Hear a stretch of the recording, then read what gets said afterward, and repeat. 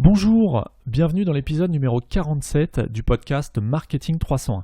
Dans cet épisode, j'échange avec David Shelley de Dumpstocks.com et du NDD Camp.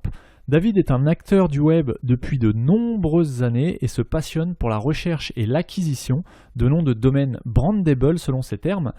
Avec David, on va répondre à la question de savoir comment choisir un nom de domaine puissant pour ton activité en ligne. David va nous partager son expérience, puis nous donner de précieux conseils pour choisir un bon nom de domaine. On va aussi voir comment fonctionne un nom de domaine et ce qui se cache derrière. Quand je te dis qu'on va voir ce qui se cache derrière, je veux parler du fait qu'on va lever le voile sur un véritable marché parallèle que tu n'imagines probablement pas. Par exemple, David va nous expliquer comment et pourquoi certains noms de domaine peuvent se revendre plusieurs centaines de milliers d'euros, voire quelques millions d'euros, alors qu'à la base, ils ne valent que quelques euros. Avant de partager avec toi cet épisode, sache que tu peux retrouver tous les liens vers les outils qui seront cités sur marketing301.net/47. Et surtout, pense à t'abonner. Je suis Johan de Marketing 301. Le but de ce podcast est d'aider les e-commerçants à développer leur activité en ligne en leur dévoilant certaines pratiques mises en place par les professionnels du web, qu'il s'agisse d'agences web, de stratégie digitale ou de référencement. Ce podcast est le fruit de plus de 10 années d'expérience accumulée depuis 2006, date de la création de ma première entreprise web. En 2010, je fonde mon agence digitale qui accompagne de nombreux e-commerçants. En 2013, je m'associe et rachète en parallèle de mes activités une société spécialisée dans la vente de produits alimentaires aux professionnels et aux particuliers via sa boutique en ligne. Sur Marketing 301, je partage avec vous les outils les plus efficaces. J'échange également sans filtre avec d'autres professionnels, je cherche à découvrir leur parcours, les outils qu'ils utilisent au quotidien et je tente de décrypter leur façon de penser et d'organiser leur journée. Marketing 301, c'est le podcast qui me permet de partager mes meilleures compétences avec les personnes qui vivent déjà ou qui souhaitent vivre du e-commerce. Bonjour David, merci d'avoir accepté l'invitation pour Marketing 301. C'est l'occasion pour moi déjà d'échanger plus particulièrement avec toi, même si on avait déjà échangé lors du NDD Camp. Tu nous en parleras peut-être si tu veux pendant l'épisode. Mais est-ce que tu peux te présenter pour ceux qui ne te connaissent pas encore ? Alors salut Johan, merci de l'invitation. Je vais faire bref. Donc je vis en Espagne. Je travaille sur Internet depuis une bonne vingtaine d'années, je dirais maintenant, et ma spécialité, c'est les noms de domaine. Il y a à peu près, je ne saurais pas dire plus de 15 ans en tout cas, j'ai vu une vente d'un nom de domaine qui s'appelait, je crois, alternativeenergy.com à une somme épatante, et je me suis dit, mais comment est-ce qu'un nom de domaine peut avoir de la valeur? Comment est-ce que des gens peuvent s'intéresser à acheter juste une suite de caractères? Et puis voilà, je m'y suis mis et depuis 15 ans, ça me plaît. Donc c'est ma spécialité, acheter, vendre des noms de domaine. Et en fait, je m'en fiche un peu d'acheter ou de vendre. C'est plus un hobby, tu vois, quelque chose qui me plaît.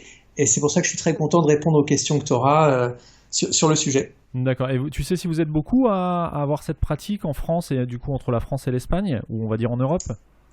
Alors, en fait, moi, je vis en Espagne, mais je travaille pas sur le marché espagnol et les collègues espagnols ont pas de marché d'ailleurs, donc il y a personne qui fait ça, presque. Et en France, ça s'est un petit peu accéléré depuis 2-3 ans, donc je dirais qu'il commence à y avoir du monde, mais historiquement, on est très peu nombreux parce qu'il n'y a pas assez de volume pour que tu en fasses ton activité principale. Donc aujourd'hui, on doit avoir je sais pas, on doit être une communauté d'une vingtaine de personnes à être assez actifs parmi les francophones, mais personne n'en fait son activité principale. On peut pas employer des gens, etc. Tu peux pas, c'est pas un métier qui est scalable. Hein.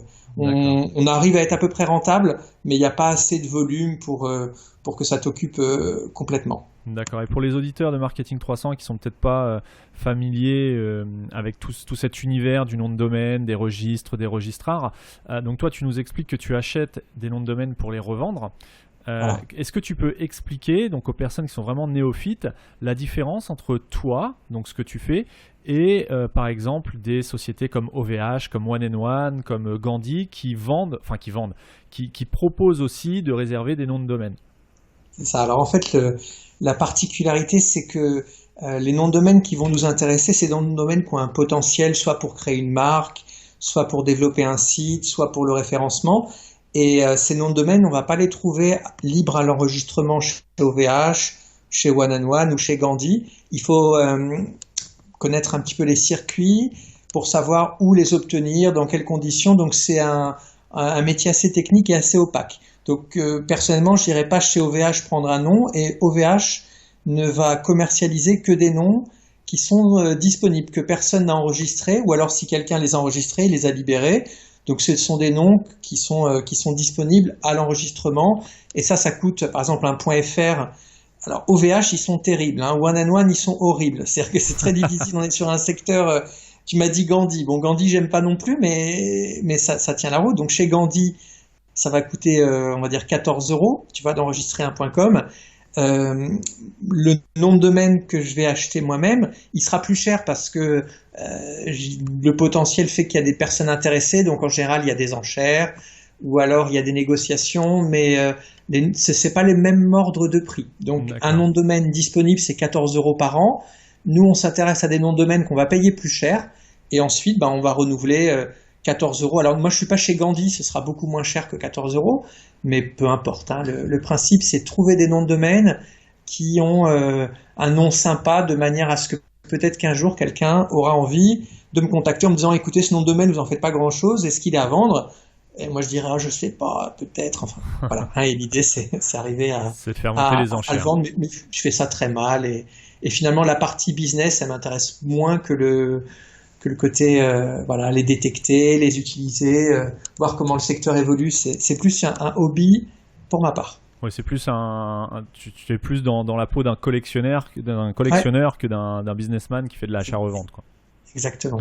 Ok, et justement, donc tu nous disais, toi, t'aimes pas trop VH, t'aimes pas trop Gandhi ni One and One. Bon, j'ai cité ces trois-là parce que ce sont parmi les plus connus. Est-ce que justement, tu as des sites à nous conseiller si on veut réserver un nom de domaine?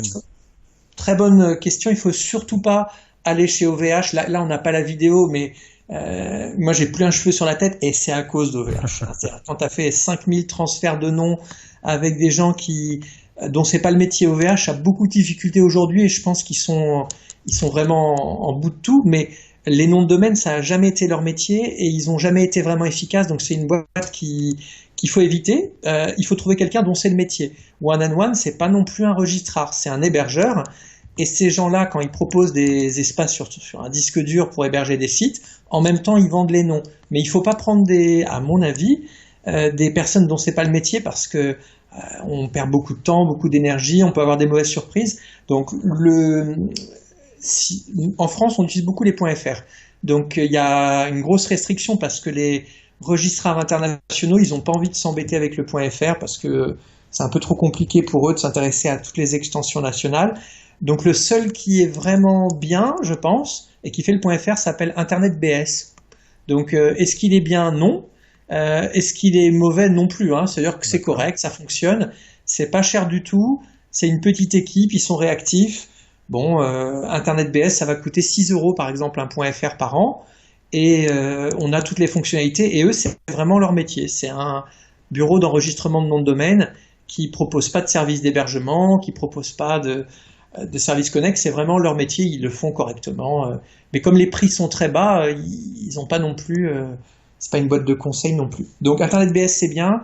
Netim, c'est peut-être un peu mieux s'il y a des entreprises qui écoutent, qui veulent un peu de sécurité. Internet BS, c'est aux Bahamas. Donc c'est relativement risqué. Il s'est passé des choses dans le secteur. Bon, il y a une chance sur 1000, mais si un jour tous les noms de domaine, parce que la société a fait faillite, sont un peu perdus dans la nature, c'est compliqué. Donc Netim, qui est une boîte à Lille, ils sont sérieux, pour le coup, c'est leur métier.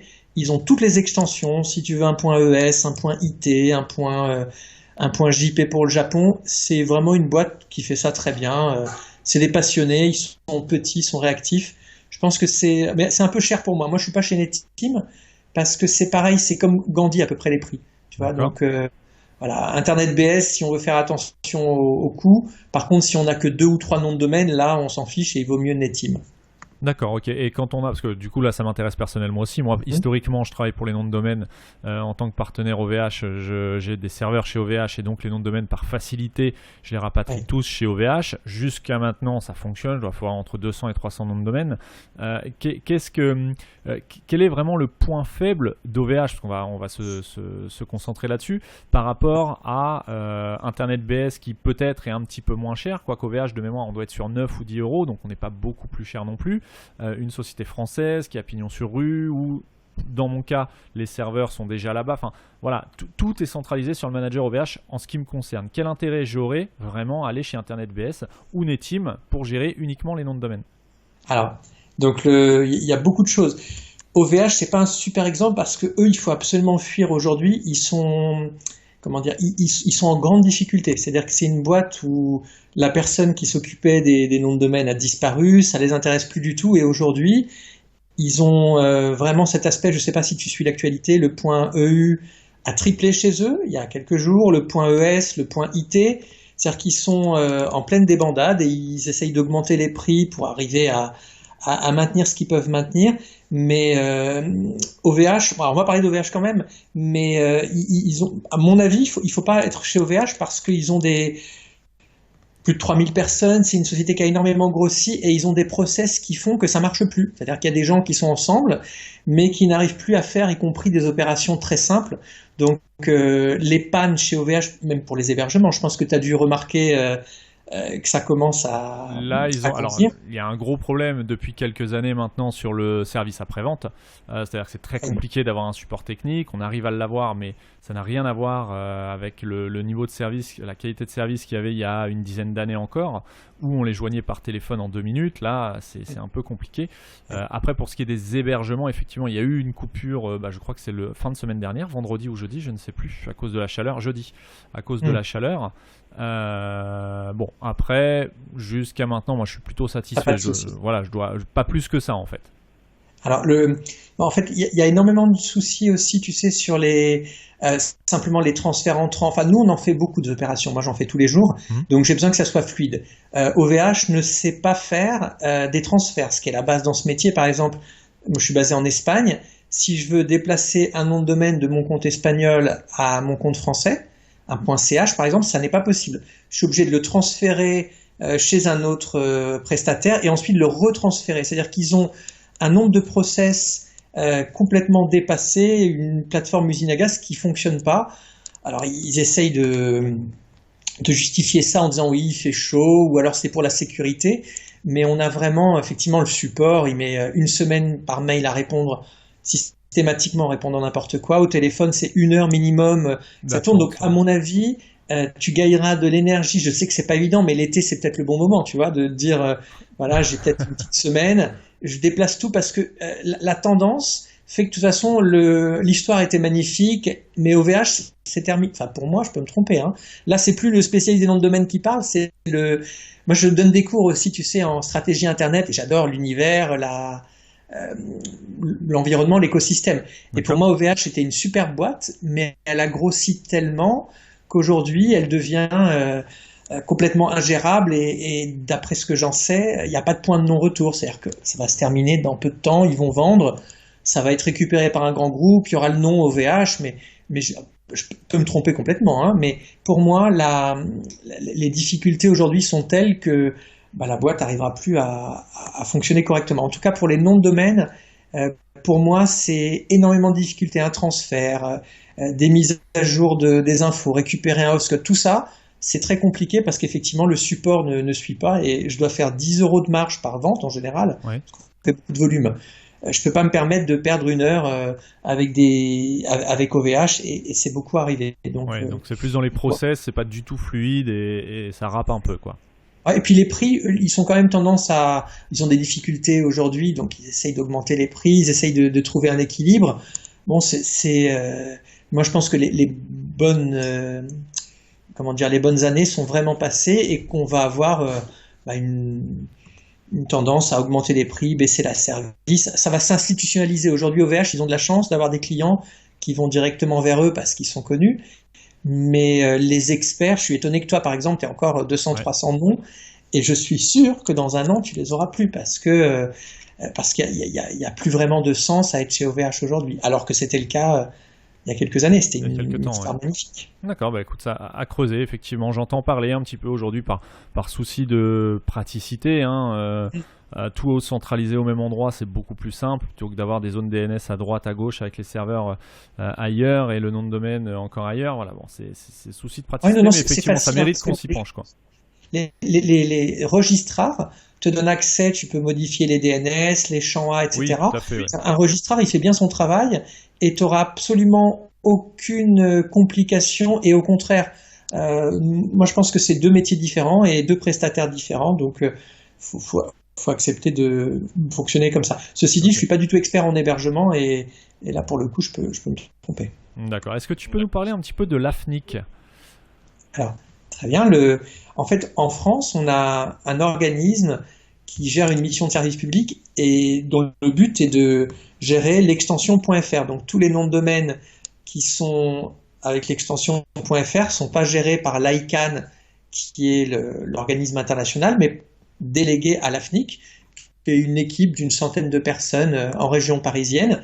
Ça ressemble un peu à un organisme public, mais c'est une association, donc c'est un statut privé qui gère une mission de service public, donc ils ont quand même certaines contraintes, et eux gèrent très bien le .fr. Donc là, pour le coup, moi, il y a 15 ans, quand j'ai commencé les noms de domaine, jamais j'aurais acheté des .fr parce que je me dis, oui, ça vaut rien, je préfère un .net, éventuellement un .org, et on se rend compte que le réflexe pour beaucoup aujourd'hui, c'est le .fr, et c'est pas étranger au travail assez efficace qu'a fait l'AFNIC, et bon, c'est dans l'ordre des choses parce qu'il y a beaucoup de pays où le .com devient secondaire et on préfère l'extension nationale. Nous en France, je sais pas si on en est là, mais en tout cas le .fr est à peu près au même niveau, je dirais que le .com peut-être un peu devant, je pense. D'accord. Donc pour récapituler, tu as l'ICANN qui gère les noms de domaine au niveau international, sauf le .fr et peut-être les autres extensions géographiques, et l'AFNIC qui ne gère que le .fr et qui est situé en France. On est d'accord là-dessus? C'est ça. En fait, l'ICANN, il gère tout, mais il délègue.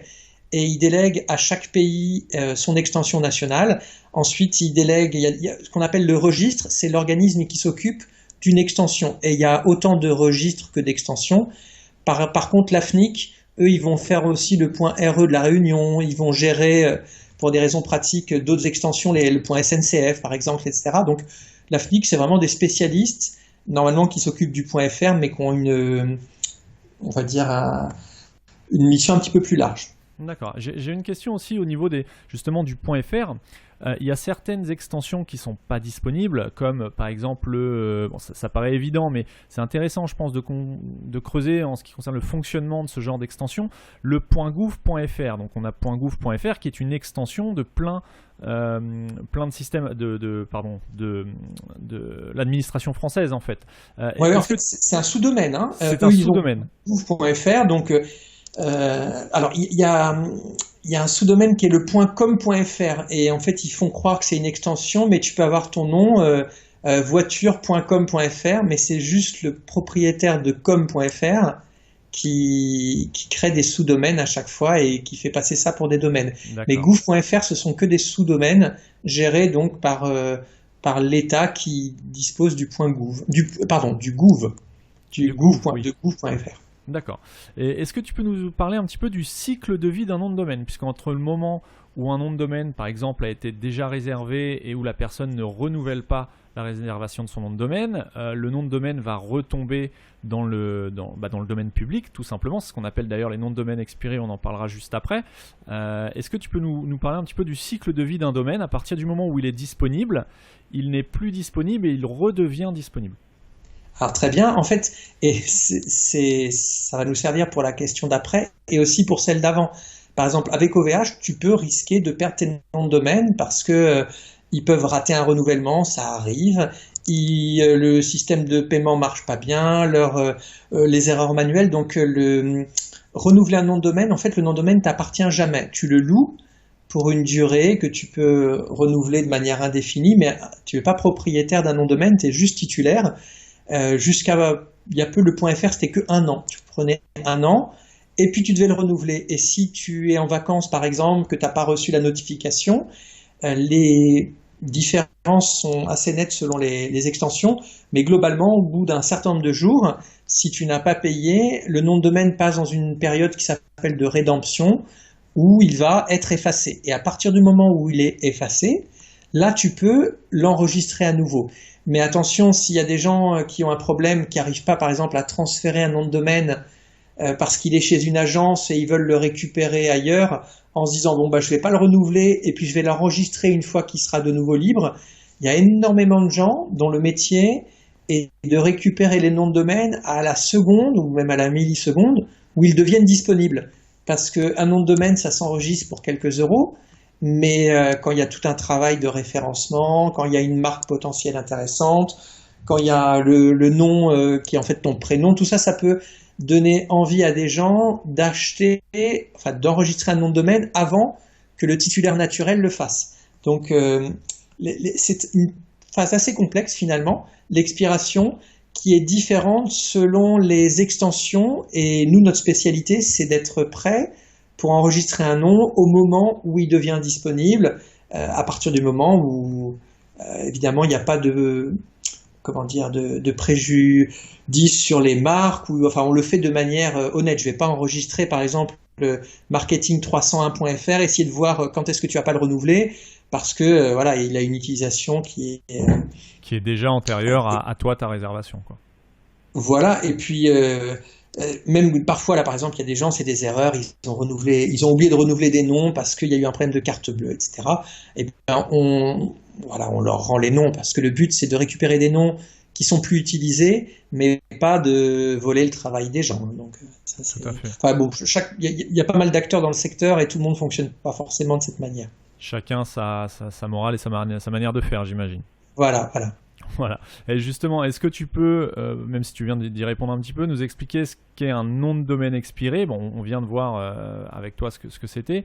Et est-ce qu'on peut améliorer le référencement d'une boutique en ligne avec un nom de domaine, juste avec un nom de domaine ? Ou est-ce que ça peut participer au bon référencement d'une boutique en ligne ? Alors, très bien. En 2 secondes, qu'est-ce que c'est qu'un nom de domaine expiré ? Tous les jours, il y en a. Par exemple, demain, il y a tool.fr, tool.fr, tool. Je trouve que c'est sympa. Enregistrer ce nom-là, ça va pas t'aider pour le référencement parce que le seul objectif, c'est finalement de l'avoir pour créer une marque et peut-être que quelqu'un aura envie de créer une marque là-dessus, verra que le nom est déjà enregistré et sera prêt à payer un petit peu plus que le prix d'enregistrement pour l'obtenir. Ces noms de domaine-là, là il y a aussi des noms dans les mutuelles, etc. Il y a plein de noms qui expirent. Ceux que j'aime bien, c'est plutôt les jolis noms. Maintenant, pour le référencement, c'est extrêmement performant. Ce que font les acteurs aujourd'hui, ils enregistrent des noms d'entreprises qui existaient déjà, donc qui avaient des sites référencés. Ces sites avaient des liens entrants, avaient des positions dans Google, et il suffit, quand tu récupères le nom de domaine, de le réactiver. Soit tu fais un micro-site, soit tu fais une redirection 301, soit tu veux vraiment développer un nouveau site.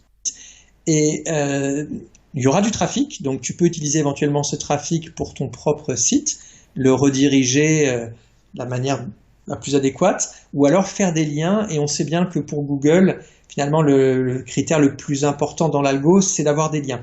Donc obtenir des liens aujourd'hui, il y a toutes sortes de manières, par les plateformes, par les échanges, par l'achat, ou alors tu récupères des noms de domaine expirés que tu câbles, et une fois que eux deviennent des sites, tu peux te faire autant de liens que tu veux, simplement pour le prix que tu as déboursé pour acheter ton nom de domaine expiré. Donc pour le référencement, oui, ça marche très très bien. Et est-ce que justement, donc on vient de voir, tu viens de nous expliquer qu'il y avait un intérêt à choisir un nom de domaine expiré dans le cadre d'une optimisation du référencement d'un site et en ce qui concerne les auditeurs de Marketing 301 d'une boutique en ligne, d'un site e-commerce. Mais est-ce qu'il y a un intérêt aussi à choisir un nom de domaine expiré qu'on placerait directement sur sa boutique en ligne? C'est-à-dire, voilà, je veux monter une boutique en ligne, je n'ai pas d'idée de nom, je trouve un domaine expiré et je m'en sers comme nom de marque pour ma boutique en ligne que je suis en train de monter. Est-ce que c'est bien? Super question. C'est-à-dire,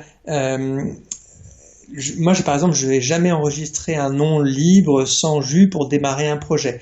Je pense qu'aujourd'hui, on peut démarrer avec un nom fraîchement enregistré qui n'a pas de lien, mais si on est dans un secteur un peu concurrentiel, c'est quand même beaucoup plus efficace de choisir un nom sympa parmi ceux qui sont déjà avec un existant, déjà ce qu'on appelle avec du jus SEO. Donc si on n'a pas d'idée de nom, effectivement, c'est mieux d'acquérir un nom. Et aujourd'hui, on le voit avec Marine, marine2017.fr, hein, c'est un site de e-commerce que je pense que tes auditeurs connaissent très bien. Ça n'a rien à voir avec du e-commerce au départ, mais la personne qui a enregistré Marine 2017 fait un trafic colossal, simplement parce que le nom de domaine avait c'était pas du trafic, avait des liens, et grâce à ces liens, on peut se positionner sur une multitude de requêtes, et ça marche extrêmement bien. Donc alors le nom, en l'occurrence Marine 2017, ils ont fait le marché de Marine, ça me semble une très mauvaise idée. Je vais peut-être le seul. En tout cas, les SEO pensent pas ça, mais pour moi, je prends pas un nom comme ça. C'est beaucoup, beaucoup, beaucoup trop risqué. Mais en tout cas, ça fonctionne. Oui, pour resituer un petit peu, Marine 2017, c'est l'ancien nom de domaine qu'avait utilisé Marine Le Pen pour sa campagne présidentielle, qui a expiré tout simplement parce qu'il n'a pas été renouvelé et qui a été récupéré par quelqu'un dont beaucoup ignorent l'identité d'ailleurs, et il a raison, je pense, de rester bien au chaud. Mais voilà, qui a été récupéré, qui a été transformé en boutique en ligne, qui refait des liens vers Amazon si je ne me trompe pas, et qui capitalise en fait sur tout le travail qui avait été fait lors de la campagne présidentielle sur ce nom de domaine par les équipes de Marine Le Pen et compagnie, quoi. Exactement. Et finalement, alors je pense qu'il a quand même travaillé le référencement derrière, mais on voit dès le départ les positions qui ont été acquises. Ça, c'est impossible avec un nom fraîchement enregistré. Et donc, oui, ça fonctionne. Ce que je recommanderais à tes auditeurs, c'est de pas de prendre Marine 2017 ni quelque marque que ce soit, parce qu'en l'occurrence, là, ça s'est bien passé finalement, là, puisque là, je sais pas s'il gagne 10 000, 20 000 euros par mois avec son site, peut-être un peu moins maintenant, et je connais pas les détails, mais les risques juridiques sont très importants. Donc, on touche pas aux marques des anciens concurrents, on touche pas à des marques enregistrées à l'INPI, etc. Là, en l'occurrence, c'est tant mieux pour lui si ça a marché. Jamais j'aurais fait ça. Et si on m'envoie ce nom de domaine, je refuse le push. J'en veux pas. C'est quand même risqué. Ce que tu entends par risque, c'est que l'équipe du cabinet de Marine Le Pen pourrait se retourner contre le nouveau propriétaire de marine2017.fr pour, je ne sais pas comment on peut appeler ça, mais usage de faux ou pour exploiter une marque qui n'appartient pas au propriétaire actuel, quoi. C'est ça. Et en fait, les SEO se disent oui, mais non, moi je vois plein de cas où il n'y a pas de problème. Et je vais pas exagérer, moi je suis assez je suis un peu la concierge du secteur et j'aime bien discuter avec tout le monde. Il n'y a pas une semaine où on me contacte pas en me disant mince, j'ai reçu un recommandé, qu'est-ce que je fais, mince, j'ai une assignation au tribunal, mince, j'ai une amende de 30 000 euros à payer. Il n'y a pas une semaine où c'est pas le cas. Donc finalement, les gens se disent que c'est bon, mais jusqu'au moment où les avocats pensent différemment. Et c'est pas le juge, il n'est pas SEO. Hein. Le juge, il va écouter les arguments des défendeurs, il va écouter les arguments des plaignants. Et si c'est des avocats du Rassemblement national en face de toi, quel que soit le fond du problème, je pense qu'il faut être quand même très très bien préparé. Donc là, mauvaise idée, quoi. Et donc attention, quoi. Attention au nom de domaine expiré qu'on récupère. Voilà. Attention à bien regarder si c'est une marque, et surtout pas d'entraîner de risque de confusion entre la marque antérieure et ce qu'on va faire. C'est-à-dire que si on fait quelque chose qui est complètement différent, le risque diminue très nettement. Oui, le but c'est pas de faire croire aux internautes qu'on est la continuité de ce qu'il y avait avant, quoi. Voilà. En ce sens, Marine 2017, il risque lourd parce que c'est un cas très connu, mais il risque moins que si vraiment il s'était fait passer pour Marine en faisant des discours politiques ou autres, etc. Donc l'usurpation d'identité, la contrefaçon, c'est ça qui est le plus facile à démontrer pour un plaignant. Oui, ok. Et est-ce que tu peux nous expliquer comment récupérer un nom de domaine expiré, justement ? Quelqu'un qui nous écoute, qui cherche justement son nom de domaine, ou un nom de domaine pour remonter un site ou autre, comment on fait pour récupérer un nom de domaine expiré si on ne peut pas se positionner dans la microseconde qui suit le retour du domaine dans le domaine public ? Alors, c'est une très bonne question parce qu'en fait, on ne peut pas se positionner à la microseconde. Techniquement, c'est vraiment un métier, c'est vraiment une expertise, donc ça sert à rien d'essayer de les avoir soi-même. Ça n'est pas possible, pour faire simple, c'est pas possible. Donc, on est obligé de passer par des prestataires. Et aujourd'hui, on a un prestataire français qui marche très bien, qui s'appelle UDOT, qui a des tarifs avantageux. Et lorsqu'on n'est pas spécialisé, UDOT, ça va être la meilleure adresse parce que c'est pas cher, parce que c'est assez fluide et parce qu'il y a assez de volume pour en principe, on doit pouvoir trouver quelque chose de sympa. Aujourd'hui, par exemple, moi j'ai l'enchère d'un client qui se termine, là, il y a vosbijoux.fr, il est quand même à 700. Pardon? C'est un beau domaine. Voilà, c'est un beau domaine, mais en fait il est très cher parce que UDOT a beaucoup de visibilité, donc faut pas s'emballer, il faut mieux en prendre des simples avec des métriques qui sont raisonnables mais pas exceptionnelles, parce que UDOT, comme c'est le plus connu, c'est également celui où il y a le plus de demandes, et du coup la demande est souvent supérieure à l'offre et ça fait des prix un petit peu délirants. Donc UDOT c'est la meilleure adresse.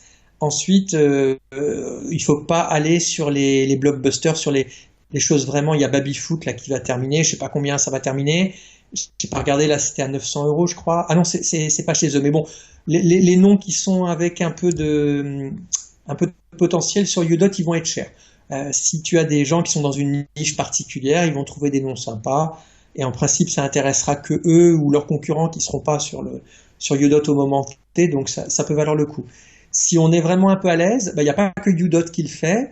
Il y a d'autres d'autres acteurs, des Hollandais notamment, qui s'appellent Catch Tiger et Domain Order, qui sont plus difficiles à utiliser, qui sont moins connus, mais du coup, ça reviendra moins cher pour ces raisons, parce que c'est plus compliqué. Et il y en a encore d'autres. Donc, en fait, le mieux, si on n'a pas envie de perdre de temps et d'énergie, c'est d'aller sur UDOT et on devrait trouver des noms. D'accord. Et qu'est-ce que tu penses de Snapname, que moi j'utilise personnellement d'ailleurs? Alors voilà, après, il y a le.fr qui est une extension où les acteurs qui font du Snap sont identifiés, on en a parlé, et le.com qui est complètement différent. .com.net, UDOT n'aura jamais de nom au .com.net, donc effectivement, j'aurais dû marquer la distinction, c'est vraiment deux univers différents. Et Snapnames, lui, va récupérer les noms de domaine en .com, en .net, en .org. Ils font assez peu d'extensions aussi. Ils ne feront pas les extensions nationales. Ils ne feront pas les extensions exotiques. Donc Snapnames, il est très bien pour les noms de domaine en .com. Maintenant, là, je ne vais pas embrouiller, mais Snapnames, c'est 79 $. Et il y a un Français qui s'appelle David, qui a un site qui s'appelle pernator.com, et lui est revendeur Snapnames. Ça veut dire qu'il va proposer le service de Snapnames, mais à un tarif plus bas, c'est 30 €. Donc moi, je préfère on va voir si je les ai eus aujourd'hui. Par exemple, j'avais clignotant.com et, c'était quoi le deuxième? Et monstrueux.com. Tu vois, les deux noms étaient sympas. Ouais. Et je veux pas les mettre chez Snapnames parce que c'est 79 $. Donc je me dis, bon, est-ce que je vais payer 70 €? Est-ce que je vais les revendre? C'est un peu embêtant. À 30 €, je préfère. Donc je les ai mis les deux chez Pernator, donc je pense qu'il les aura. Je n'ai pas eu encore la réponse, c'était hier soir. Donc et s'il les a, il va me faire payer 30 €, mais il utilise la puissance de Snapnames. Lui, il va se faire battre par contre s'il y a quelqu'un qui a pris le service Snapnames normal. Évidemment, le service Snapnames est prioritaire, mais si personne l'a utilisé, eh bien c'est une offre qui marche très bien. Et donc voilà. Je mettrai tous les liens, tous les outils que tu donnes, je mettrai les liens dans les notes de l'épisode. Super. Pour le .com, alors il y a un autre acteur qui est moins cher que Snapnames qui s'appelle Dropcatch. Donc lui, il est incontournable. Mais Dropcatch, tu peux pas avoir les noms que moi j'aime bien. Pour les noms SEO, c'est parfait. Mais moi, 90% de mes clients sont des SEO. Je prends des noms avec du jus, je les prends sur Dropcatch, je les revends. Ça marche très bien. Par contre, ceux que j'aime bien, c'est des noms, tu sais, avec un potentiel de marque. Et par exemple, si j'avais mis clignotant.com, qui est pas super pourtant, chez Dropcatch, tu peux mettre à partir de 10 $. D'accord? Et bien, si je l'avais mis par exemple à 11 $, eh bien, je l'aurais pas eu. Ils l'auraient gardé pour eux. Parce que Dropcatch, il fait comme moi, c'est un domaineur en fait. Donc, il nous fait travailler, il nous fait faire la veille, et quand les noms sont sympas, il les garde. Et systématiquement, par exemple, monstrueux.com, si je le mets chez eux, il va me dire je l'ai pas eu, mais en fait il l'a eu pour lui. Donc on est D'accord. obligé de passer par Snapnames qui fait pas ça, ou par Pernator dont on a parlé. Par contre, si on veut un nom simplement avec un potentiel pour le référencement, Dropcatch il s'en fiche. Et puis on peut l'avoir à 10, 11, 12, 13. C'est à toi de fixer le prix que tu veux payer chez Dropcatch. Donc D'accord. voilà, Et c'est très avantageux. qu'est-ce que tu penses des domaines qui sont vendus? Là, on parlait de quelques centaines de dollars, ce qui est déjà énorme. Des domaines qui sont vendus, parce qu'il y en a plusieurs milliers de dollars. J'ai un exemple, bon, je ne vais pas donner le nom de domaine ici, mais j'ai un client qui m'a proposé de vendre son domaine et il n'en veut pas moins de 10 000 euros. Qu'est-ce que tu en... Alors, tu vas me dire, il faudrait connaître le domaine pour l'expertiser, mais c'est un nom de domaine comme, alors c'est pas ça, mais on va dire karaté.com, voilà. Ah oui, oui, donc il a raison. C'est-à-dire que, en fait, il y a 99% des noms de domaine, ils seront jamais vendus parce que les acheteurs sont très optimistes sur le marché dont on a une vision complètement fausse. En fait, il y a très peu d'activité et c'est très rare de vendre un nom de domaine. Il faut vraiment que les conditions soient respectées, que le prix soit accessible, qu'il y ait vraiment quelqu'un qui veuille l'acheter. Donc, beaucoup de noms de domaine en vente et très très peu de ventes qui sont réalisées. Donc, il y a des gens qui en veulent 100 000, 1 million, toutes sortes de délires. C'est quand même assez peu courant. Moi, je peux te dire que, par exemple, j'ai fait 15 ventes cette année. C'est une très bonne année. Ça fait Mmh. longtemps que je fais ça et bah, ça doit être l'année où j'en ai le plus vendu, peu importe la raison, mais j'ai l'impression que le marché est en train un peu de se réveiller. Donc 15 ventes avec une moyenne de 1 000 € en général pour les 15 ventes. C'est à peu près ce qu'on peut espérer. 1000, 2000, 3000, c'est difficile de vendre à 10 000 €. Maintenant, si c'est karaté.com, à 10 000 €, je le prends tout de suite, hein, parce que D'accord. c'est là pour le coup, c'est un nom exceptionnel. Là, c'est plutôt à 100 000 non plus, je pense. Hein, je pense que karaté.com, c'est vraiment un nom facile à retenir, efficace, qui existe dans toutes les langues. Là, en l'occurrence, c'est pas dans ces ordres de prix. Mais nous, on n'a jamais des noms de cette qualité non plus, quoi. Donc, D'accord, bon, ouais, on en parlera en off si tu avec as. plaisir. Mais c'est de cette nature-là. Et comment tu mesures le potentiel d'un domaine expiré, justement? Alors vraiment, très bien, il y a vraiment deux types d'usages. Soit c'est le référencement, et là, du coup, on a des outils. En France, les gens utilisent beaucoup Majestic SEO. Donc là, en fait, Majestic SEO, c'est un singe qui envoie des fléchettes sur une cible, ça fait des scores, et puis tout le monde suit ses scores. Enfin, moi, je suis vraiment pas du tout comment dire, d'admiration pour tous ces outils, je les trouve nuls. Mais comme le marché, finalement, s'en sert comme référence, ben, on est obligé de les suivre. Donc, Majestic SEO, en France, c'est la référence pour choisir si un nom a de la valeur.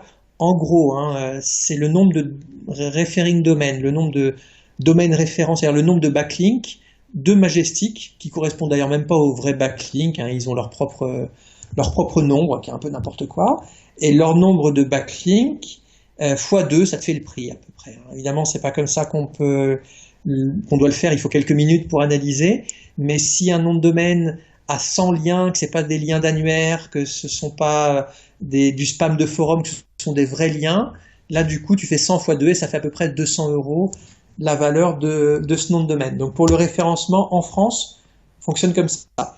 Les autres marchés sont pas du tout aussi emballés que les Français, hein. On paiera moins cher dans la plupart des marchés, et il y en a même que ça intéresse pas, donc c'est une spécificité française. Après, les autres, les noms qui me plaisent, par exemple tool.fr, comment l'analyser?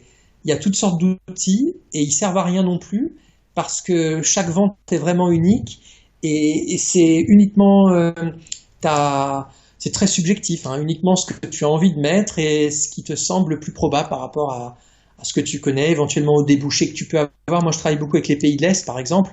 Donc, Mhm. si j'ai un nom dans les pays de l'Est, bah, il a un peu plus de valeur parce que je peux l'utiliser ou éventuellement je sais à qui le revendre.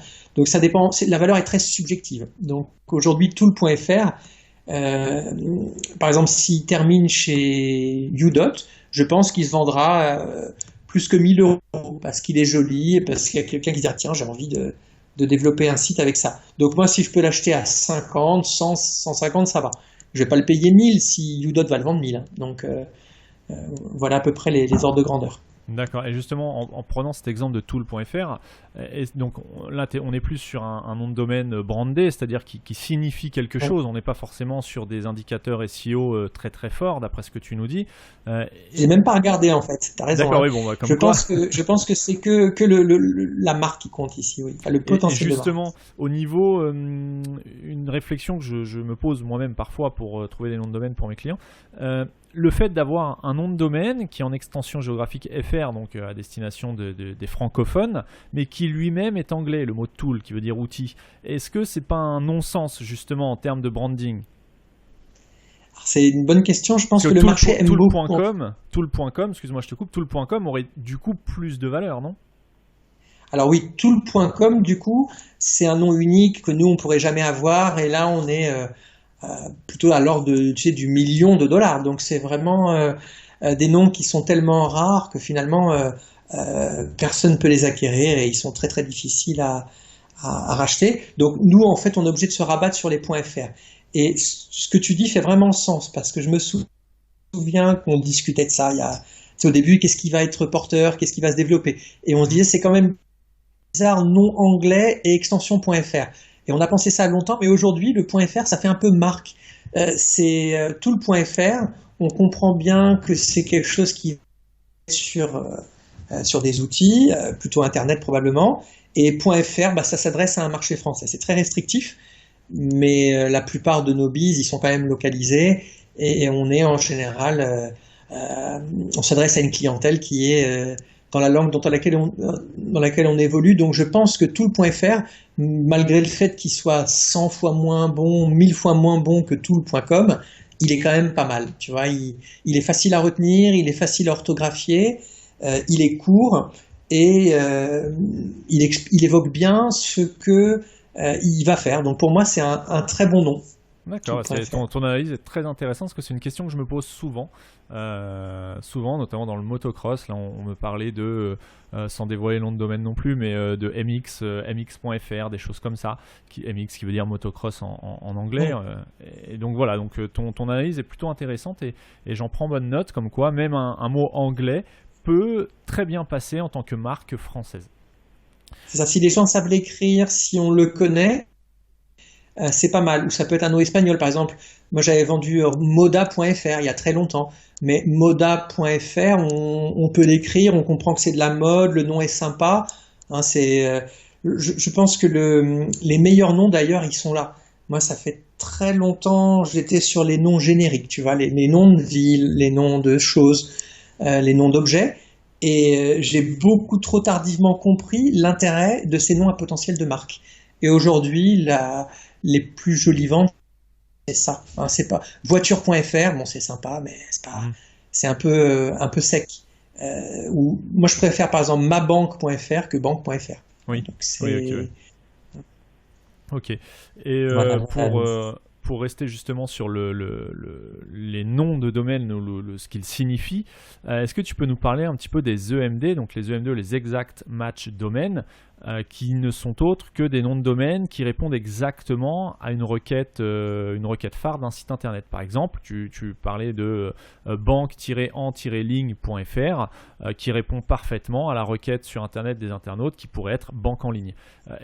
Est-ce que c'est toujours aussi efficace en SEO? Parce que ça, c'est une technique qui était très utilisée il y a quelques années encore pour positionner un site sur une requête.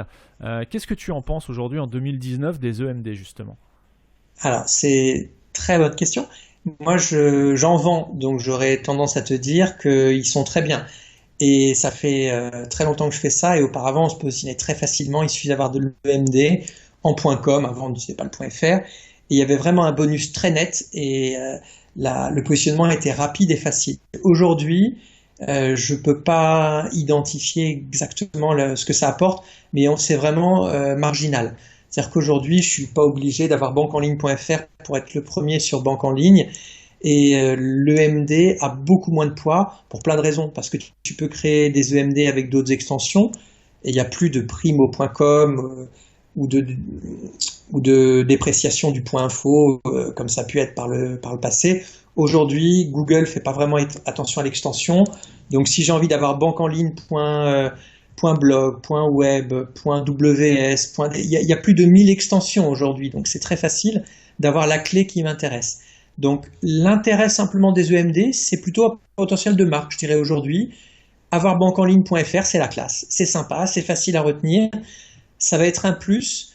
Pour le référencement, c'est secondaire. En fait, il y a quand même encore des avantages, parce que quand tu fais des liens, il y aura les encres, etc. Mais c'est vraiment plus que c'était auparavant. Il ne faut pas penser référencement, il faut se dire je veux bien payer un peu plus cher pour avoir un nom qui va me différencier par rapport au point .io qui est moche, ou par rapport au point .biz, ou des choses qui sont qui n'ont pas le même prestige. Qui sont pas, oui, voilà, qui sont pas très sexy, quoi. Et les noms de domaine avec caractère accentué. Donc ça fait quelques années. Tu vas peut-être nous préciser ce point-là que c'est disponible. On peut aujourd'hui mettre des caractères accentués dans les noms de domaine. Qu'est-ce que tu en penses ? C'est intéressant. En fait, ça fait très longtemps. Et il y a peut-être 10 ans, on s'est dit, en fait, on pensait que c'était l'avenir parce que ça a du sens, c'est plus joli. Crédit ou crédit, le meilleur c'est crédit théoriquement, surtout que même dans les logos on voit les accents. Donc ça fait plus de 10 ans que ça existe. Pour le .fr, ça a été créé plus tard. Non, en fait plus de 15 ans même. Tu vois, donc, et pour la petite histoire, c'est assez amusant parce que quand ils ont créé ça, ils l'ont créé que en allemand, d'abord dans certaines langues. Et il y a un espagnol qui a été très malin et qui a réussi à décrypter la manière dont Espagnol allait s'écrire avec le gneu, qui n'était pas encore codé, et du coup qu'il a enregistré, parce qu'en fait c'est juste une autre manière avec des caractères d'écrire les domaines, et qu'il a enregistré avant le lancement. Tu vois, il avait pris espagna.org à ce moment-là, avant le lancement, parce qu'il avait compris comment ça allait se créer. Non, c'est vraiment très ancien, et ça n'a jamais pris, en fait. Bah oui, c'est ce que j'allais dire, que c'est très ancien, mais il n'y a pas on n'en voit pas beaucoup, quoi. Non, ça n'a jamais pris, alors que pourtant pour le référencement, moi j'étais premier sur machine à sous dans Google avec machineasous.com dans le temps. C'est-à-dire qu'avec l'accent, avec l'IDN. Donc ça marchait très bien. Je pense que pour Google, il y a pas de souci, c'est aussi efficace que les domaines ASCII, donc sans accent, mais les gens n'en veulent pas, les gens les achètent pas, et que ça soit en français ou dans d'autres langues, c'est complètement inutilisé. En allemand, ça a été un petit peu utilisé, mais finalement, ça n'a pas pris. Donc, moi, je les ignore complètement. Par exemple, aujourd'hui, ça sert à rien d'immobiliser de l'argent pour un truc qui marchera peut-être un jour, mais alors je verrai. Le jour où j'aurai un signal qui me fait penser qu'il y a des gens qui vont peut-être les utiliser, peut-être que j'investirai ou peut-être que j'en prendrai pour mes propres sites, mais on en est très loin. On est plutôt... par exemple, j'avais vendu développementdurable.com, mais avec l'accent, à un Canadien il y a peut-être 10 ans, 15 ans, tu vois, 5 ou 6 000 euros. Donc ça veut dire que les gens y croyaient à ce moment-là. Et aujourd'hui, développementdurable.com, à mon avis, il est libre. Si lui, il l'a plus utilisé, il est libre et il n'a pas de valeur parce que les accents n'intéressent personne. Donc c'est étonnant, mais je conseille à personne d'acheter ça, en tout cas pour spéculer. Et surtout pas pour faire votre site avec un accent, ou alors il faut bien avoir l'autre version aussi. Oui, parce que du coup, on va en parler tout à l'heure, mais là on peut rentrer dans le cadre du typo-squatting et se faire détourner son trafic, quoi. On en reparlera un petit peu plus tard dans l'épisode.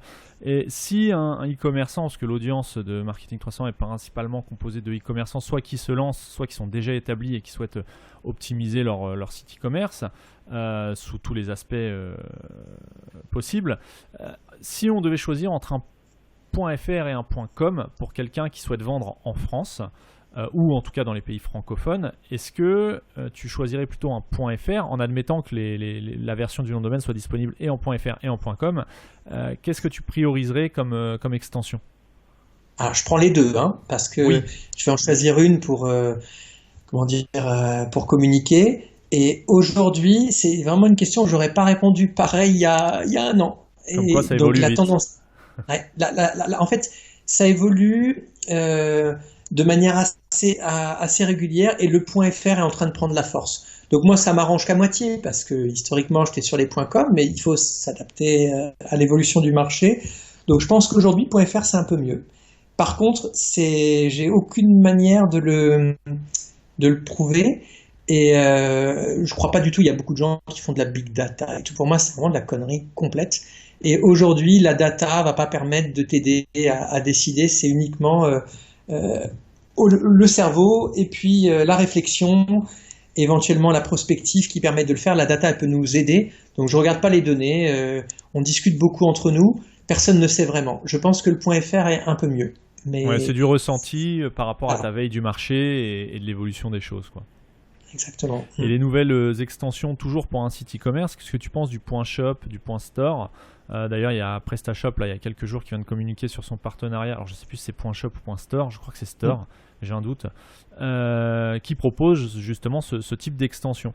Est-ce que d'une part, pour toi, ça peut être un avantage au niveau du branding, ou est-ce que c'est encore trop marginal pour que ce soit retenu par les consommateurs qui machinalement vont taper, comme on le disait, soit .fr, soit .com? Et est-ce que d'un point de vue SEO, est-ce que c'est complètement neutre, ou est-ce qu'il y a un avantage ou un inconvénient à prendre du point shop ou du point store pour une boutique en ligne aujourd'hui? Je crois que les questions sont impressionnantes, hein, parce que c'est vraiment exactement Merci. ce qu'il faut se poser comme question. Hein. Félicitations. Alors, pour la première question, là pour le coup, tu me l'aurais posé il y a 7 ans, parce qu'en fait les nouvelles extensions, on en parle maintenant, elles démarrent à peine, et en fait elles démarreront jamais à mon avis, mais bon. Ça fait très longtemps que ça existe, très longtemps que c'est dans les câbles, et il y a eu beaucoup de débats. Et c'est là où on voit que les passionnés, on est un petit groupe d'une vingtaine, par rapport aux investisseurs, on a vu exactement ce qui allait se passer. Donc il y a 5 ans, je t'aurais dit tu prends ni point shop ni point store parce que c'est trop tôt. C'est possible. En fait, il y a vraiment des gros débats. Hein. On a parlé avec les gens du point Paris, avec les gens du point IMO, du point ski, ceux qui investissaient, et eux étaient sûrs que le point com allait mourir, et ils ont raison. Tout a une fin, c'est-à-dire que le point com, un jour, il n'existera plus. Mais on n'est pas dans une économie de l'offre, on est dans une économie de la demande. Et quelles que soient les gesticulations qu'ont pu faire les gens qui créent des nouvelles extensions, c'est le marché qui doit décider ce qui va s'imposer ou pas. Et il n'y avait aucune raison, aucun besoin pour ces nouvelles extensions, donc elles servent à rien en vérité. Hein. Donc on a des nouvelles extensions qui ont été créées pour des raisons essentiellement marketing, financière, business, de la part de gens qui avaient l'impression qu'il suffisait de créer une offre pour que la demande suive. Donc c'est un échec total, sauf dans certains cas, et ces cas-là finalement on les voyait avant, par exemple le point BZH en Bretagne, il a du sens et il a marché. Alors il a marché à son échelle, mais c'est un succès parce qu'il a vraiment une utilité. Aujourd'hui, toutes les nouvelles extensions sont en échec total parce qu'elles ne se développent pas. Et par contre, ce que je veux dire, c'est que aujourd'hui, je vais ni point shop ni point store, j'en veux pas. Pourquoi? Parce que si tu mets sur un petit bout de papier, je sais pas moi, ma boutique.store, et tu donnes ça à quelqu'un dans la rue, tu lui dis qu'est-ce que c'est? Il ne sait pas. Tu lui mets maboutique.com ou maboutique.fr, il dira ça c'est un site internet. Maboutique.store ou .shop, ça veut rien dire pour les gens. Est-ce que ça va s'imposer? Est-ce que ça va se développer? Je ne sais pas. Mais le jour où ça commence à être utilisé, eh bien là, autant se positionner. Mais sinon, tu entraînes de la confusion. Les gens vont pas se rappeler de ton adresse parce que les nouvelles extensions font pas partie de notre univers, font pas partie de notre quotidien et sont pas utilisées surtout. Donc je zappe le point store, le point shop et je fais du classique avec un point .com ou point .fr et c'est tout. Hein, aujourd'hui, il n'y a rien. Et PrestaShop, ils font ça uniquement pour pouvoir... ils ont pas mal de difficultés aussi. C'est les boîtes qui essayent de trouver des relais de croissance, mais personne n'y croit vraiment à ces nouvelles extensions. En tout cas, les deux dont tu me parles, elles servent à rien aujourd'hui. D'accord, oui, le marché n'est pas encore prêt. Et c'est du business, tout simplement, du marketing. Et pour en revenir à ce que tu disais sur le fait que ça a été créé dans un but uniquement marketing, j'avais lu aussi à l'époque, parce que ça fait quelques temps aussi maintenant que les extensions comme ça sont disponibles, les nouvelles extensions, c'était aussi pour désaturer un petit peu le .com et le .fr, qui, tout comme les 06 pour les numéros de mobile, après on a créé le 07, pour désaturer des possibilités qui ne sont pas infinies, puisque l'alphabet, en France en tout cas latine, l'alphabet latin est constitué de 26 lettres, donc on est sur un nombre de possibilités qui est énorme mais qui est fini, en tout cas quand on veut des mots qui veulent dire quelque chose, et donc c'était pour désaturer. Tu penses pas que c'était aussi justement dans ce but-là que ça a été créé, ces extensions-là? C'est exactement l'argument. Dans les discussions qu'on avait il y a il y a 5 ou 6 ans, 7 ans. C'est-à-dire que pour créer une nouvelle extension, il fallait que l'ICANN soit d'accord, accepte, et c'était l'argument qui était mis en avance, tu vois, la saturation des extensions. Et ton explication, elle est bonne et elle n'est pas bonne. C'est-à-dire qu'aujourd'hui, la saturation, évidemment avec une nouvelle extension, elle n'existe pas, mais elle n'a jamais existé. Les possibilités, même si elles ne sont pas infinies, pour moi elles sont infinies, ou en tout cas si elles ne sont pas infinies, elles sont à une échelle qui dépasse très très très largement ce dont on a besoin pour créer des pages internet. Aujourd'hui, la saturation, c'est juste un mauvais argument pour créer des choses qui servaient à rien. Parce que entre .com, .fr, je sais pas, parce qu'on parle de banque en ligne, si on se met ensemble là, on peut trouver facilement 500 noms sympas pour une banque en ligne. Tu vois, ma banque, votre banque, banque en ligne, online bank, enfin, Oui. il n'y a pas vraiment de limite. Donc, parler de saturation, éventuellement pour les EMD, oui, mais bon, les EMD, ils ont un intérêt limité. Aujourd'hui, on a, comment dire, c'est complètement faux. Surtout que là, on a plus de 1000 nouvelles extensions, mais auparavant, on en avait déjà énormément. Tu avais déjà, si le .com était pris, tu avais le .net, tu avais le .biz, tu avais le .info, WS, Mi, Asia, enfin, il y avait déjà énormément d'extensions disponibles, .tv, ce que tu veux. Donc, tu pouvais quand même t'amuser à trouver finalement, comment dire, ton bonheur, le quoi, nom tout de domaine simplement, sympa avec l'extension adéquate. Et aujourd'hui, ces nouvelles extensions, finalement, elles apportent absolument rien. Par exemple, il y avait déjà le tel et le mobi, tu sais, pour les téléphones. Le Oui, point tel et tout à le point fait, oui. mobi. Oui, j'avais oublié le Mobi, oui. Et ça a été des échecs. Le point tel, c'était un gros projet français, pourtant, il y avait du sens. Mais aujourd'hui, avec les nouvelles extensions en téléphone, qu'est-ce qu'on va faire de plus? C'est-à-dire qu'on en rajoute, alors que le point tel est complètement sous-exploité. Tu peux enregistrer ce que tu veux en point tel, y compris en point mobile aujourd'hui. Donc clairement, la saturation, elle n'existait pas. On n'a jamais été limité pour enregistrer des noms. C'était juste, voilà, comment dire, occuper des gens et investir de l'argent dans un nouveau projet. C'est vraiment surtout des gens qui s'y connaissaient pas, hein, qui ont lancé les nouvelles extensions. D'accord. Et la plupart des projets sont vraiment des projets bidons, de raquettes pour les grandes entreprises. En gros, le but, c'était pas de servir les gens, c'était de dire, tiens, vous êtes IBM, eh ben, vous allez prendre mamerde.ibm. Pardon. Oui. IBM.mamerde, hein, parce que Oui, j'ai créé ouais, ma merde. Et on va dire, ah oui, mais si vous le prenez pas, il y a quelqu'un d'autre qui va le prendre, mais on peut vous le faire à 1500 euros, on peut vous le faire à 2000 euros. Donc le seul but, c'était de racketter les entreprises en se disant qu'on en trouverait assez qui seraient assez bêtes pour le faire. Et c'est ce qu'ont fait la plupart des porteurs des nouvelles extensions, de projets, pardon. Eux, ils ont réussi avec ce qu'on appelle les périodes de sunrise, où c'est d'abord les marques qui choisissent. Ils ont réussi à peu près à couvrir leurs frais. Et derrière, c'est fiasco total auquel on pouvait s'attendre. Ce sera pas tout le temps comme ça, hein. Il y aura un jour des extensions qui vont s'imposer parce qu'elles apportent quelque chose, mais le point shop, le point store, pour l'instant, à ma connaissance, c'est pas porté utilité, assez haut. Il y a pas d'intérêt, quoi. D'accord. En tout cas, je change pas ma marque pour me mettre en point store. Sinon, il faut que j'explique tous les jours aux gens, attention, oui. vous tapez bien point store, hein, c'est très compliqué. Et pour le référencement, par contre, ta question est bonne. Il n'y a pas de, comment dire, Il n'y a pas Google, d'avantage. ni avantage ni inconvénient, par contre. D'accord, c'est Par contre, ce sera un pas point mal shop. si- Un point shop peut arriver aussi bien en top 10 qu'un point .fr, d'après Oui. toi. Et par contre, tu as l'avantage si dans la requête, il y a le mot shop. Par exemple, Oui. si tu vises, je sais pas, quelque chose shop, le fait d'avoir shop dans ton nom de domaine, c'est un avantage, effectivement. Ah, et j'ai une question piège. Je rebondis sur ton argument. Quelqu'un qui vend des stores, est-ce qu'il a un avantage à prendre le domaine voler.store? Très bonne question. Oui, à tous les coups. Peut-être un petit Si hack tu- là. Là, alors, après, ça fera une URL un peu bizarre, mais tous les, comment dire, tous les mots qui vont avec store. Alors, par contre, en français, store, on le mettrait avant. L'adjectif, on le Oui. mettrait après. Donc, Oui. ça fait un peu bizarre, mais Google, il est assez bête, ça passerait, hein. Là, Ça t'as passe. trouvé quelque chose. J'en ai un autre. Le point agency, web.agency. Pas mal aussi, à mon avis. C'est, On n'utilise pas Peut-être beaucoup le mot agency, Non, en France mais en tout bon, cas. Mais... effectivement, et on va pas chercher web agency non plus. Mais éventuellement, si tu tapes web agency Nantes, mais en fait en anglais, oui, oui, non, Ouais, clairement, mais c'est en anglo, enfin dans les pays anglophones, ça ferait sens. oui, En oui. France, non, Voilà. mais Par exemple, il y a un gars très malin, un SEO. Les SEO français, ils sont énormes, hein. C'est vraiment le niveau est incroyable.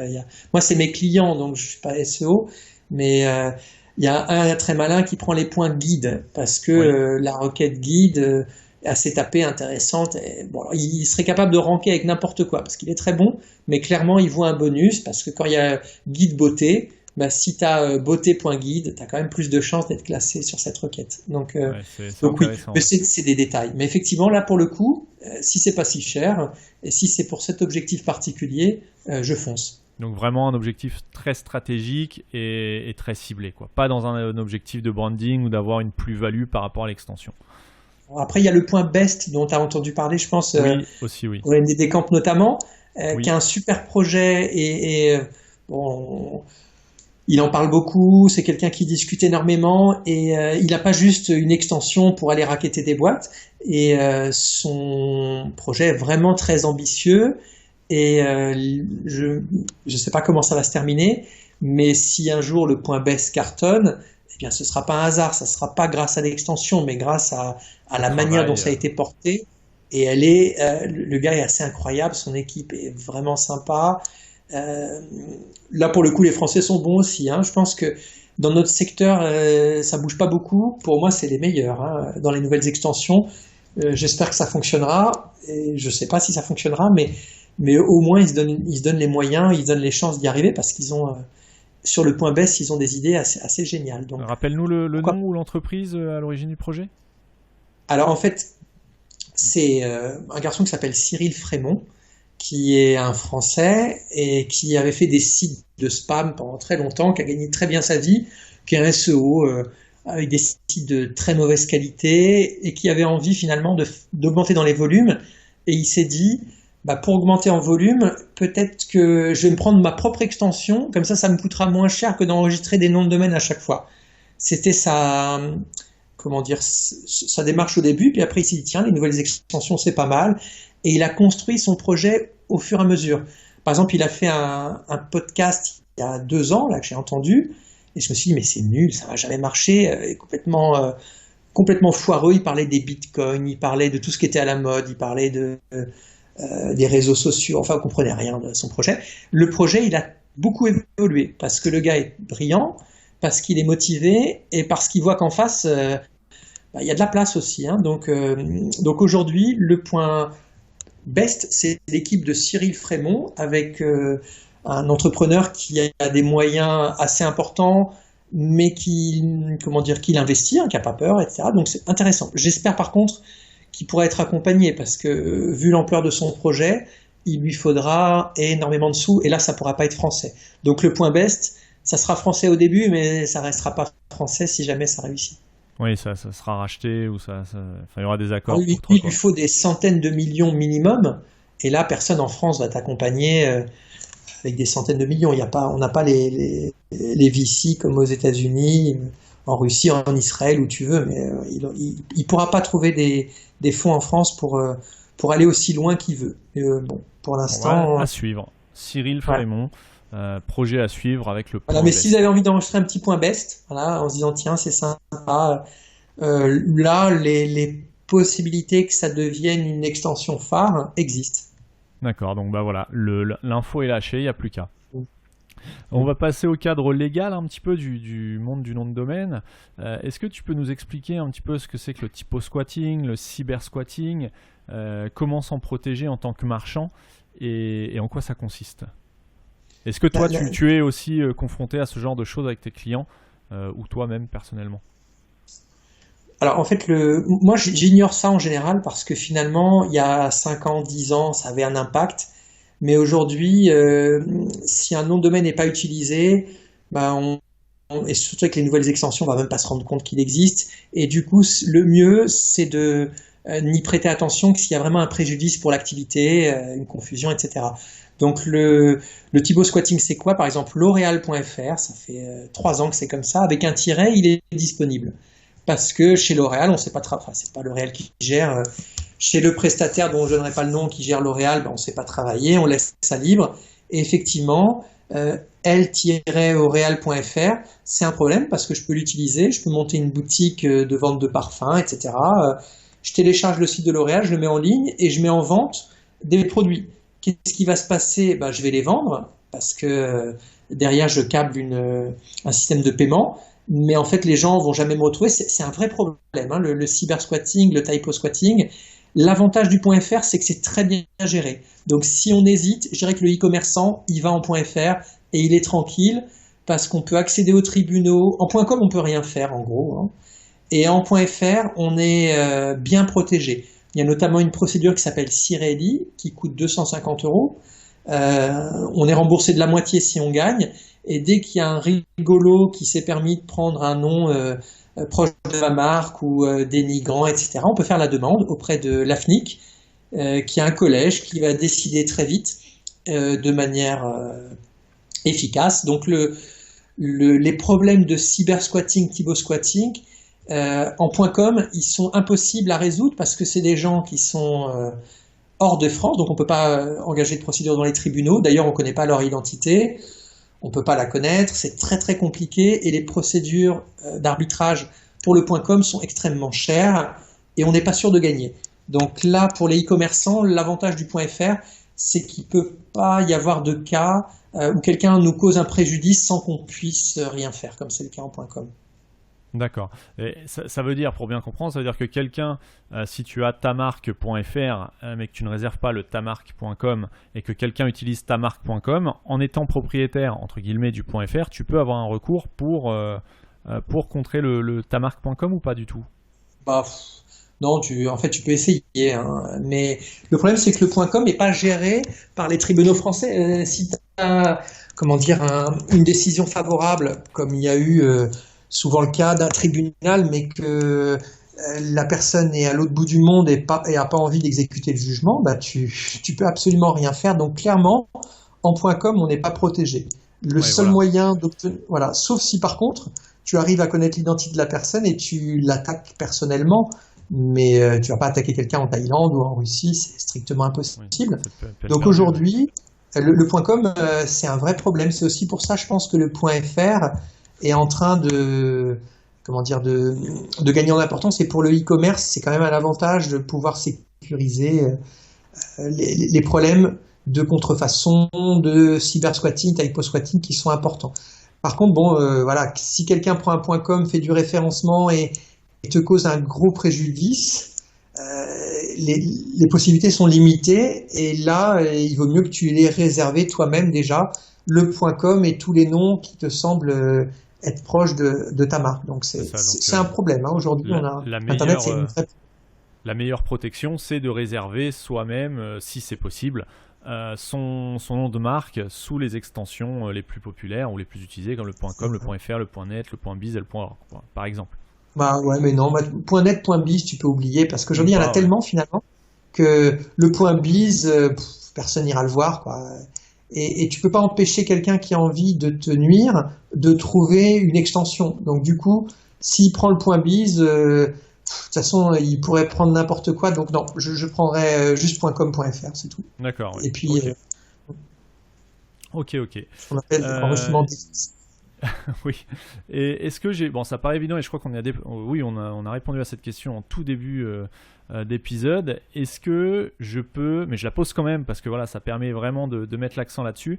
Est-ce que si je pense être malin, je peux et j'ai le droit d'utiliser un nom qui est proche de celui d'un de mes concurrents? Est-ce qu'il y a d'autres pratiques qui seraient à éviter d'un point de vue légal quand on réserve un nom de domaine ou en tout cas quand on veut travailler sur le nom d'une marque? C'est très, très intéressant parce qu'en fait le nom de domaine c'est mondial et si tu es basé en France, le droit français et la manière dont la justice fonctionne n'a rien à voir avec le reste du monde. Donc nous on est très protecteurs, on a une on a une vision du droit qui est dans le sens où on peut pas se permettre de faire ce qu'on veut. Alors que les pays anglo-saxons, le .com, c'est plutôt cette philosophie. tant que c'est libre, tu l'utilises, tu peux t'enregistrer absolument ce que tu veux. Donc, en gros, si j'ai envie de faire ce que je veux, mais que je suis pas en France, je peux. Par exemple, je suis basé en Espagne, j'ai envie d'embêter plein de marques, elles auront du mal avant de me retrouver, et je pourrais même vivre de manière malhonnête en faisant des mauvaises pratiques comme ça et en profitant de leur notoriété pour me faire passer pour elles. Donc c'est très embêtant, et tu peux absolument rien faire si la personne est à l'étranger. Si jamais ton concurrent fait ça et est en France, les tribunaux vont s'en emparer et vont en général arriver à une solution qui est raisonnable par rapport à la culture qu'on a en France. Donc c'est vraiment un choc juridique et culturel. Donc c'est très difficile sur les points .com, les points .net, les points .org, toutes les autres extensions de pouvoir agir. Il n'y a que sur le point .fr où on a un contrôle. Une vraie mainmise sur ce qui se fait et ce qui ne peut pas être fait. C'est pour ça que c'est pas mal. Ouais. Ceci dit, en fait, pour les aspects juridiques, j'en ai parlé de manière positive, mais je pense que les tribunaux français sont pas meilleurs que les autres. Par exemple, on a réussi, la France, à voler France.com. C'est-à-dire que le détenteur de France.com, c'était un Français aux États-Unis qui l'avait depuis tout le temps dans des manières complètement légales, se les fait strictement voler, et ça arrive souvent. C'est-à-dire que le problème, c'est que notre administration, etc., se sent vraiment tout permis, comme pas besoin de faire de politique, on le voit très bien. Donc la justice, c'est quand même aussi un instrument au service des grandes marques, des grands groupes, et ça c'est assez moche en France quand même. Donc ça on le voit systématiquement, même si tu es dans ton bon droit, tu te fais attaquer par la mairie de ta ville, c'est elle qui va gagner de toute façon, parce que le droit n'est pas spécialement objectif non plus. Donc en France, on peut se protéger, ça marche assez bien. Par contre, le droit, c'est plutôt un instrument au service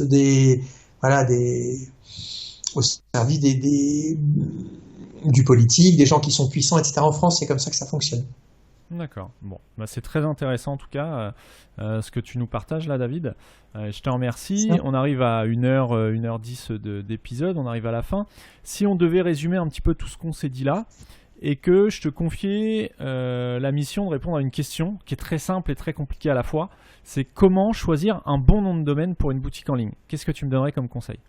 Alors, je te dirais de prendre un nom qui soit assez court et facile à retenir. Donc, éviter les tirets, les noms à rallonge. Donc, un nom qui soit ce qu'on appelle brandable, qui soit un peu punchy, donc un nom court, sympa, qu'on puisse associer à ce que tu vas vendre, mais qui soit pas uniquement le produit, parce que si tu veux évoluer, c'est dommage de te focaliser simplement sur un produit. Donc, il te laisse une marge de manœuvre, mais qu'on retrouve avec un peu le même champ sémantique de ce que toi tu vises. Donc, court, l'extension .fr ou .com et un nom sympa, donc maximum 10 caractères, et qui soit pas disponible. S'il est disponible, c'est que personne n'en voulait, donc plutôt essayer, si vraiment j'ai un objectif sur ma boutique, d'aller l'acheter sur le second marché, de voir comment ça se passe, éventuellement de payer 500, 1000, 1500 euros avant, parce qu'ensuite en frais de communication, ça te coûtera beaucoup plus cher que les gens se rappellent d'un nom mal choisi, alors que quand tu as un nom qui est sympa et qui inspire confiance, rapidement, l'investissement que tu as fait au début, il est rentabilisé. Donc je choisirais comme ça. D'accord. Et éventuellement, toi, tu proposes ce genre de service ? Non, en fait, moi je trouve des clients. En fait, moi c'est mon hobby et ma passion, donc je pourrais répondre avec plaisir. Je pourrais dire à la personne ce qu'elle peut faire, mais qu'elle se débrouille, parce que si tu veux, les transactions c'est toujours compliqué. T'as la moitié des gens malhonnêtes dans mon secteur qui disent une chose, qui vont changer, qui vont essayer de. C'est difficile d'acheter un nom, hein, donc ils vont essayer d'aller jusqu'au maximum de ce que peut payer le client. Comme moi, c'est plus mon hobby et que ça me plaît. Ces aspects-là, tu vois, de négociation, ça m'intéresse pas du tout. Donc non, je le fais pas. Nous, on a un site où on vend des noms, c'est à prix fixe. Ils sont presque tous à moins de 100 euros. Tu les veux pas, tu les as en 2 secondes. Moi, je pense qu'ils valent le coup, sinon je les vendrais pas. Mais si tu veux, il n'y a pas beaucoup d'enjeux. C'est plutôt ça qui m'intéresse dans le secteur, tu vois, la partie intellectuelle, davantage que la partie business négociation, qui est une contrainte quand même. Hein. C'est pas facile de racheter un nom de domaine et pas facile de trouver un broker qui va t'aider. Mais c'est tellement important, c'est d'avoir le bon nom que je pense que tu le fais une fois, ça vaut le coup. Ouais, c'est sûr. Et quel est le nom de ton site justement ? Alors, ça s'appelle Domstocks, où on a un site de vente. Je suis pas tout seul, où on a tous les jours, on a presque 1000 noms de domaine. Donc il y a des noms EMD, des brandable, des noms pour le référencement. Voilà, il y a vraiment tout. C'est des noms à petit prix qui vont pas te permettre d'être premier dans Google demain ou qui vont pas te permettre d'avoir une marque dont tout le monde va se souvenir dans toute la France. C'est plutôt des choses mieux que ce que tu peux avoir du libre à l'enregistrement, mais pas des noms qui finissent à des prix délirants dans les enchères. Tu vois, c'est de l'intermédiaire. D'accord. C'est très intéressant. Je mettrai le lien vers Domstock dans les notes de l'épisode. Et pour terminer, est-ce que tu peux nous dire où on peut te retrouver ? Excuse-moi, désolé de te couper comme ça. Par rapport à Domstock, s'il y a des gens qui souhaitent acheter chez Domstock, en fait, on a un bonus avec 40 € de réduction parce qu'en fait les transferts c'est compliqué, la transaction est compliquée, donc j'ai augmenté les prix de 40 € pour les gens qui s'y connaissent pas. Et comme toi tu as des spécialistes de l'internet qui viennent me demander, donc on peut avoir 40 € de moins pour les noms de domaine, ce qui est toujours mieux. Quand on a un 80, ça fait plus que 40. Et désolé de t'avoir. Il n'y a pas de problème, c'est très intéressant et je te remercie par avance d'avoir partagé ce petit tips en te contactant directement. Donc je disais oui justement, où est-ce qu'on peut te contacter sur internet, où est-ce qu'on peut te retrouver autre part que sur Domstocks du coup ? Alors c'est facile, si mon nom est indiqué, moi je m'appelle David Shelley et ça fait 15 ans que je suis assez actif, peut-être 20 ans, et il y a vraiment des traces partout. Si tu tapes David Shelley, tu vas trouver, mais le plus simple c'est davidshelley.com. Comme ça, avec tout attaché. Il y a mon téléphone, mon Skype, mon mail, etc. En fait, le téléphone, je le mets, mais je réponds pas. Donc, c'est vrai que c'est peut-être pas le plus efficace. Parce que comme j'ai beaucoup de sites, je sais pas si tu as ces soucis, mais je dois avoir tous les jours des tas de messages qui sont en rapport avec des gens qui ont des infos, qui ont des besoins. Et donc, c'est impossible à gérer techniquement. Donc, plutôt par Skype, par mail, par ce que tu veux. Mais effectivement, le téléphone, j'ai beaucoup trop de sollicitations pour que techniquement je puisse suivre. Donc davidshelley.com, c'est ça ? Exactement. David, D-A-V-I-D, C-H-E-2-L-Y.com. Exactement. Voilà. Écoute, David, je te remercie énormément pour tout ce que tu nous as partagé. C'était un super épisode, super enrichissant et qui parle d'une thématique qui est très peu abordée, notamment dans le secteur du e-commerce. Parce que ça vient en secondaire souvent, alors que c'est le nom de domaine, c'est quand même la priorité. C'est la marque, c'est le nom de la marque, ce qui fait qu'on va se rappeler ou pas d'un site, d'une boutique ou d'une marque. Donc merci de nous avoir éclairé un petit peu sur toutes ces questions et je te dis à très bientôt. Alors, excuse-moi, je profite parce que je crois que ça se termine. S'il y en a que ça intéresse, puisque le sujet est un peu technique, mais effectivement c'est utile, on a un événement qui s'appelle NDD Camp. Qui a lieu tous les ans depuis 5 ans, ça va être la 6e édition, où justement c'est que des passionnés qui parlent de ça. Il y a toutes sortes de conférences et s'il y a des gens qui sont concernés par un problème, eh bien ils peuvent venir et l'événement est gratuit. On essaye de faire tout pour que ça soit vraiment une journée utile et sympa. Donc NDD Camp au mois de juin, c'est un peu le prolongement de ce dont on a pu discuter pendant ce podcast, dont je te remercie. Tout à fait, et d'ailleurs j'ai participé à mon premier MDD Camp cette année, 2019. C'est vraiment une super journée avec beaucoup d'intervenants de qualité, dont le fameux Cyril Frémont qui est à l'origine du projet Point Best. Donc j'encourage vraiment toutes les personnes qui s'intéressent de près ou de loin au nom de domaine, mais même plus généralement au monde de l'internet, de la vente en ligne et des business en ligne pour vraiment englober un marché beaucoup plus grand que le simple fait d'avoir un site e-commerce.